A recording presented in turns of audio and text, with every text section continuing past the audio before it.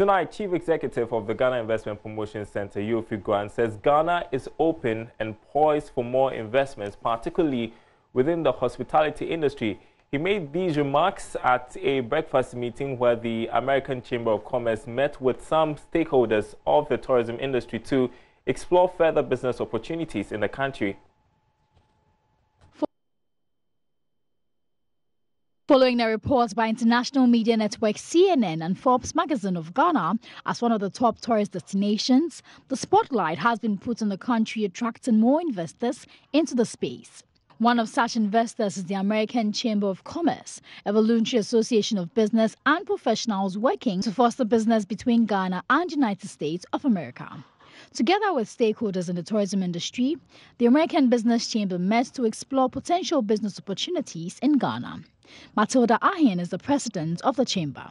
I don't want us to look at African American. We all say, amount is never, it's a foolish thing for somebody to come out with an amount. They spend $1.3 trillion. It's an investment. So if I'm going to China to buy shoes, why can I not do it here? Ghana is now focusing on Made in Ghana brand. They eat chocolate. We have niche chocolate, for example. Why do we not focus on branding niche chocolate in the African American community? There are 50 million of them, and they spend money. So these are some of the, when you look at investment, you have to look at who are my buyers, who are my sellers, how can we work with them in the brand? And when you look at CNN, Coca-Cola in America, it's Black Americans that build those brands. That is why it's so popular in the world. So we have the investment. It's not only money. It's friendship. It is advice. It is anything else that we do need to be able to move forward as a country. Present at the meeting was the Chief Executive of the Ghana Investment Promotion Center, GIPC, Yofi Grant. He explains possible areas likely to be considered will be the hospitality industry. Very keen interest in the tourism hospitality area. The fact that Ghana is doing very well, and Ghana has hit the headlines in tourism and in many other in development, means that we require more hotel rooms. I remember about 5 years, maybe more than 5, maybe 10 years back, it was highlighted that Ghana could be the conference center for Africa, and therefore that triggered a number of conference brandings coming, or hotel chains coming to Ghana. I think that as we develop the economy and the economy grows at a very fast pace, we are going to see significant investment in the hospitality space. They are particularly interested in hospitality, so there are a number of investors here who are looking for partnerships as well. Investments from the chamber is expected to come in the form of labor expertise and funds. Reporting for Joy Business, Karen Dodu. While still related to the hospitality industry, the tourism ministry says it is currently working with various players in the hospitality space to stop pricing of services in dollars. The Bank of Ghana's laws currently bars the practice. It is said to be one of the causes of the current pressure on the city. Tourism Minister Catherine Afeku says they have made some progress in ensuring that industry players comply with the Bank of Ghana's laws. It is a fact, and we have been meeting them, and they have also put some things on the table that, look, there's multiplicity of taxes, we have issues, but that does not allow you to break a law. So our stakeholder engagement with them through our regulatory agency, Ghana Tourism Authority, is ensuring that we sanitize.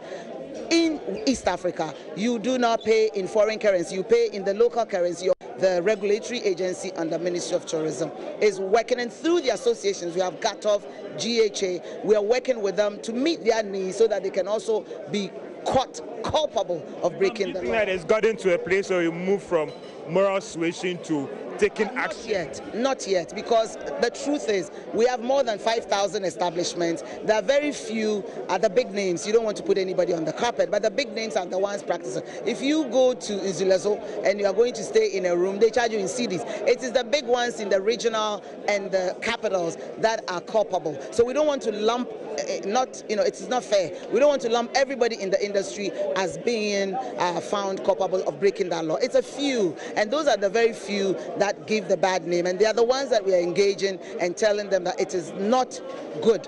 And also to repatriate the funds, they have to reinvest it in the nation. So there are a few financial challenges, but what is important is for us to also listen to the industry. As an industry, we need to also meet their needs. The multiplicity of taxes that we have discussed with Finance Ministry to streamline and have one single tourism tax.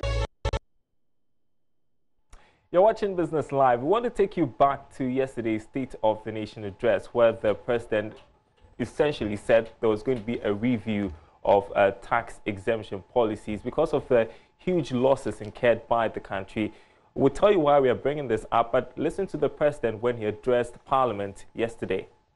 Revenue mobilization poses the biggest challenge in the management of our economy, with the tax exemption policy in particular proving to be an Achilles heel and a growing menace to fiscal stability and revenue generation.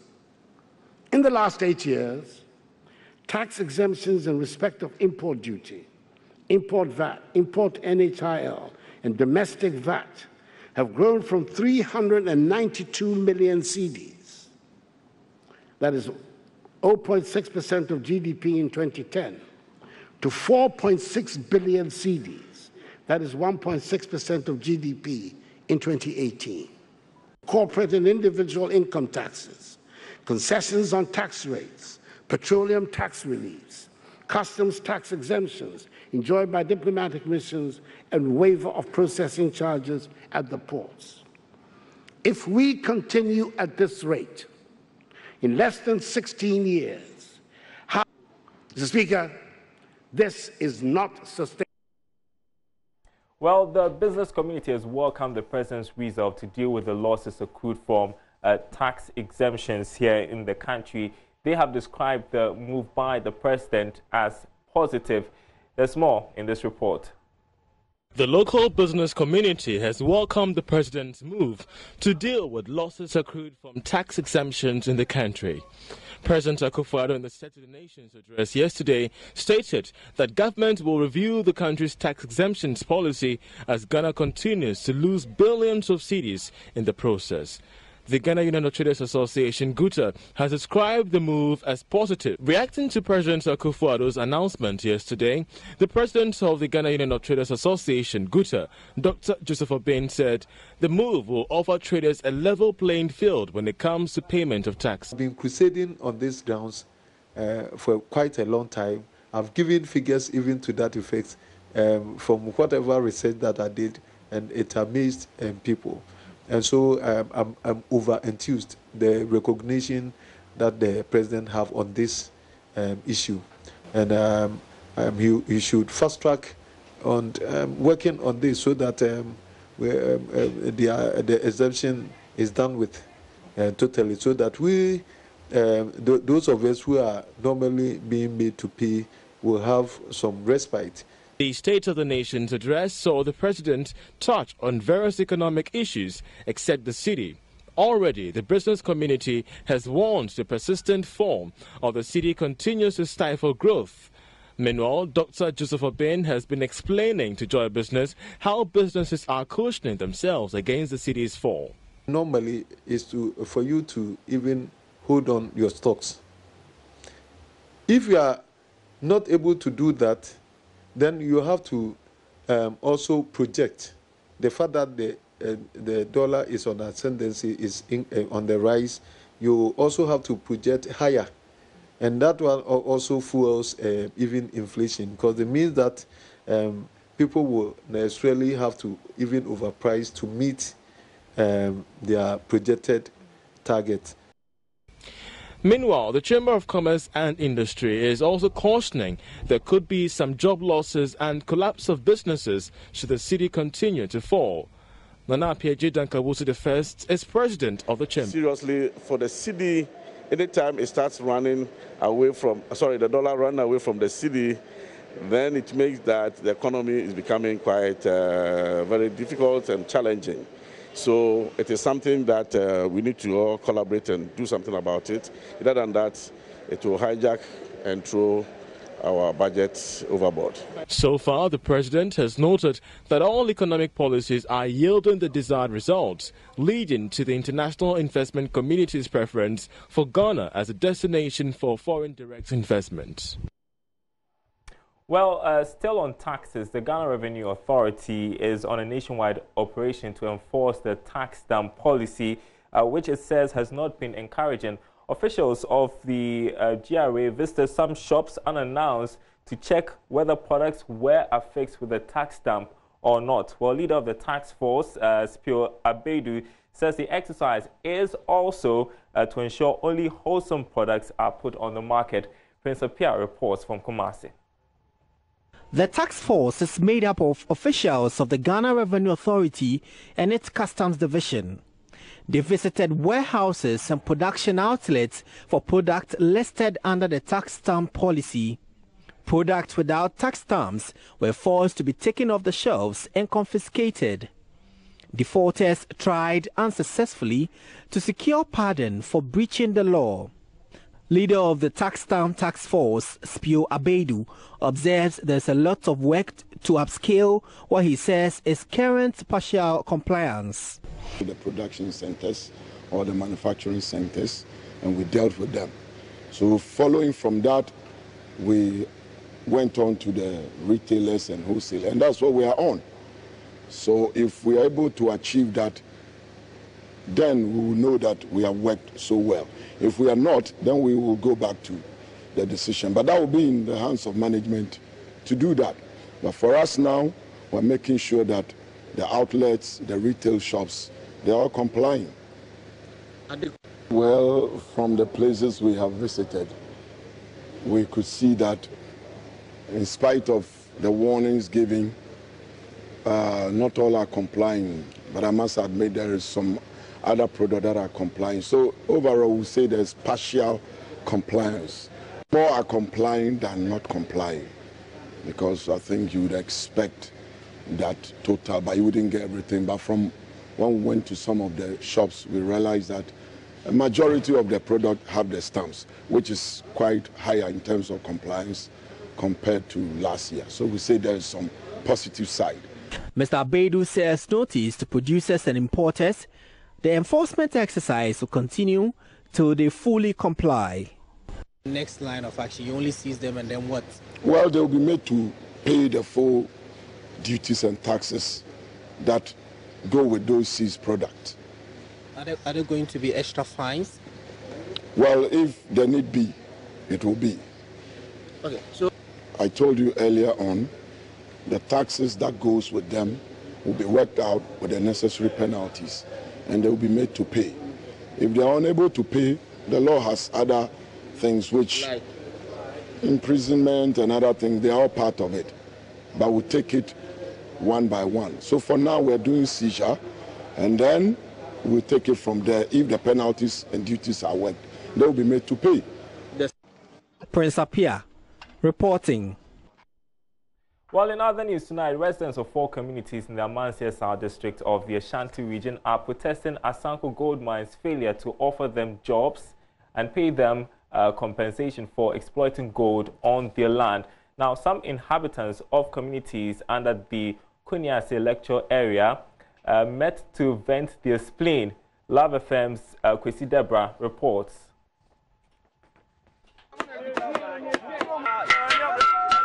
Residents in their morning clothes blocked one of the main routes leading to the company's mine site. They say repeated complaints to the mining firm over the years have yielded no positive results.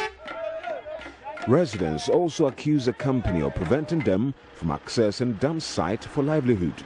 Spokesperson George Dua says they are always chased away by the security personnel.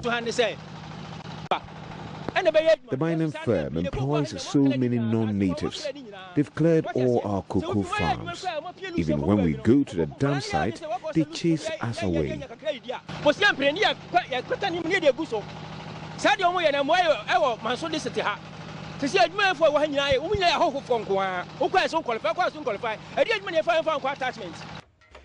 Asanko Gold, however, says its workforce include people whose applications were endorsed by community leaders as natives. Charles Amo is Executive General Manager. We have a very stringent employment policy and procedure to ensure that we employ locals from the catchment area. We have, as a way of monitoring and managing the local employment, develop verification forms which must be verified and an applicant who applies for a position on the mine, which skill can be obtained from the local, must have his application endorsed by 3 opinion leaders, the chief, the unit committee chairman, and the assembly man. So all applications that will be processed, which come to the committee, have got all this verification done, which is available for verification if required. Mr. Amwa adds activities of residents around the dam site expose them to potential danger for which the firm can be held responsible.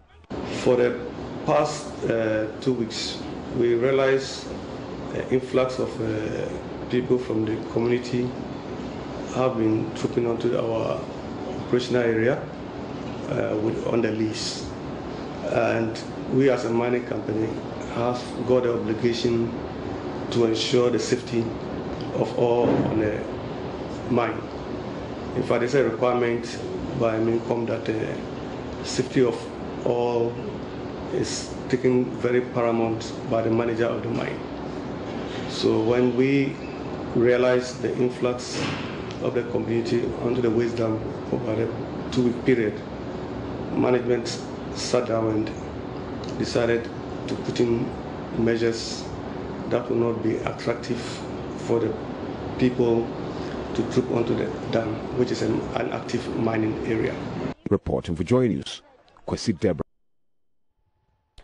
Talo Ghana has held a graduation ceremony for 24 HR professionals as part of its major HR mentoring program. Talo says the program forms part of efforts to increase local content in the oil and gas sector. Charles Aite was at the event and our report. Talo Ghana is intensifying its priority on local content in the upstream oil and gas sector. To this end, 24 human resource professionals graduated in a higher impact capacity building project in the oil firm's maiden HR mentoring program. Irene Asari is the program director, HR and business services at Talo Ghana. She tells Joy Business her outfit will be investing heavily in human resource to ensure Ghanaians could take up roles in the company currently occupied by expatriates. It aligns very much with our shared prosperity agenda. We believe that although we're in the oil and gas industry, we believe that human resource, human capital is very important, and we've all heard of it being our greatest asset, which is people. And therefore, what another place to start with looking after and developing the people behind the people. And so really it very much aligns with Talo's agenda. We will be, as Talo, announcing the second edition of the HR mentoring program, and that is due to start in April. So we see this as a long journey of development for human resource professionals, which I'm really excited about. President of the Institute of Human Resource Management Practitioners, Edward Kwapon, expressed confidence in Talo's initiative. The purpose is to ensure that we build capacity, we add value, and ensure high standards of practice. And so from the point of view of Talo Ghana Limited and the point of view of IHRMP, we seek to up our game in the practice of HR in this country. In all, outstanding graduates of the Media Mentorship Program received awards in various fields of achievement. Now, the IMF board is set to meet on March 20 to review the country's program performance before approving the country's final exit. George Rafi has more in this report.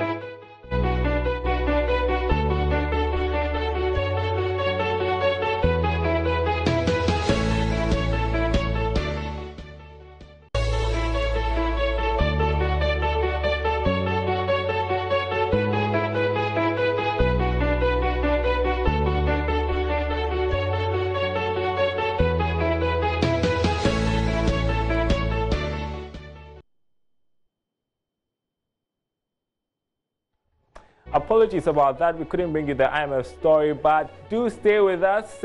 When we come your way, join JoyNews Prime. We'll bring you that story here on JoyNews. My name is Daryl Kwao. There's more news on our website, myjoyonline.com/business. Do have a great weekend.